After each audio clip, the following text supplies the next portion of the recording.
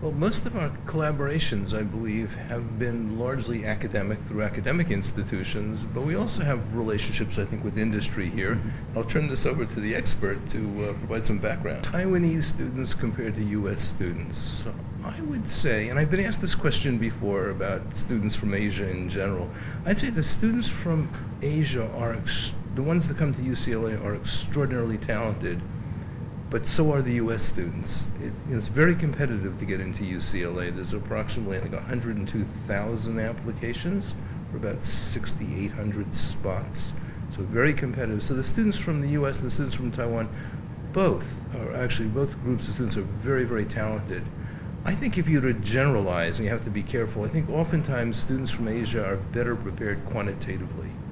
They have perhaps better math backgrounds on the average, but I'd say overall they're very similar. And when we look at how they perform at UCLA, they perform in a fairly similar manner. So I think both groups of students are very talented, and there's not very much difference between them. They're really, I think, both broadly educated, motivated, and smart. You know, it's interesting. I mean, some of the Taiwanese students probably need to improve their English skills, but many speak English beautifully. So it's hard to say that they need any particular assistance or any special programs. They really arrive at UCLA very well prepared, and they're very successful. So I would say the educational system in Taiwan is doing a very good job, the high schools, of educating students. So what the most important skills for a student, interestingly, are not necessarily technical skills. The three skills that we hear from employers, Silicon Valley employers and other employers, are critical reasoning skills. In other words, they have to be able to be critically reason through arguments and understand data, but then ability to write clearly and ability to speak clearly. So obviously technical skills are important. If you're an engineer, you have to have engineering, you have to have quantitative skills.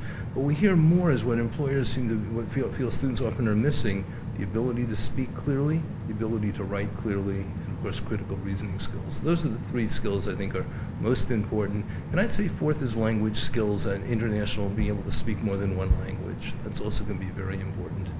Soft skills are, ability to speak clearly and write clearly and interact productively, work in groups.